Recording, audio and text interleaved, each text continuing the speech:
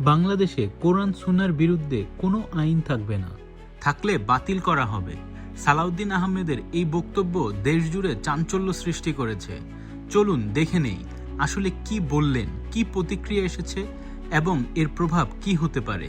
কোরআন এবং সুন্নাহর বিপরীতে বাংলাদেশে কোনো কানুন করা হবে না এবং যদি থাকে সেই বিষয়ে বাতিল করা হবে ইনশাআল্লাহ। রাজধানীর শেরেবাংলা নগরে হয়ে গেল এক গুরুত্বপূর্ণ ধর্মীয় সম্মেলন, সম্মিলিত ইমাম খতিব পরিষদ আয়োজিত জাতীয় সম্মেলন। মঞ্চে ওঠেন বিএনপির স্থায়ী কমিটির নেতা সালাউদ্দিন আহমেদ। তার ভাষণ মুহূর্তেই ভাইরাল হয়। এই ঘোষণা কি শুধুই রাজনৈতিক কথা, নাকি এক বড় পরিবর্তনের শুরু? চলুন সূক্ষ্ম দৃষ্টিতে দেখি কি বললেন তিনি, কেন বললেন, আর কি হতে পারে পরবর্তী ধাপে। সালাউদ্দিন আহমেদ বলেন, বাংলাদেশে কোরআন ও সুন্নাহর বিপরীতে কোনো আইন করা হবে না। যদি আগে করা হয়ে থাকে সেটি বাতিল করা হবে। তিনি আরও অভিযোগ করেন, গত সময়ে আওয়ামী ফ্যাসিবাদী গোষ্ঠী আলেম বিজ্ঞানীদের হয়রানি করেছিল, দাড়ি টুপির বিরুদ্ধে ছিল। তিনি দাবি করেন দেশের সংবিধান ও আইন পুনরায় ইসলামী মূল্যবোধের সঙ্গে সঙ্গত হবে।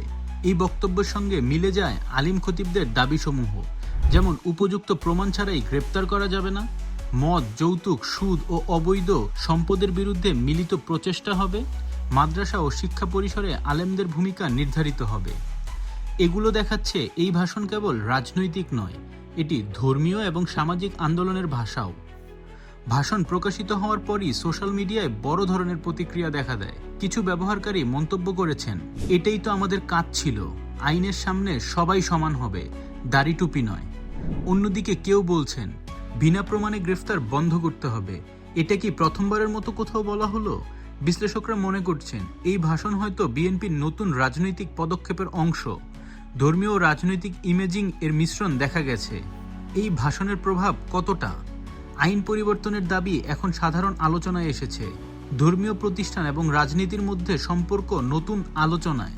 ইমাম খতিবদের নিয়মিত অংশগ্রহণকে সরকার মনে করছে কিনা তাও প্রশ্ন।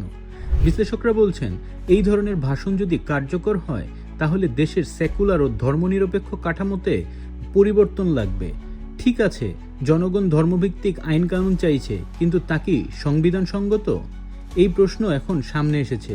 নির্বিচারে বলা যায় এই ভাষণ হয়তো ছোট বড় পরিবর্তনের প্রথম ধাপ, কিন্তু বাস্তবতা হলো ভাষণ এক প্রকার, আইন কানুন পরিবর্তন আর বাস্তবায়ন অন্য ব্যাপার। আপনি কি ভাবছেন, এই ভাষণ বাস্তবে কি পরিণতি আনবে? কোরআন সুন্নাহর বিরুদ্ধে আইন থাকলে বাতিল হবে, এটা কি সম্ভব? কমেন্টে জানিয়ে দিন আপনার মতামত। ধন্যবাদ।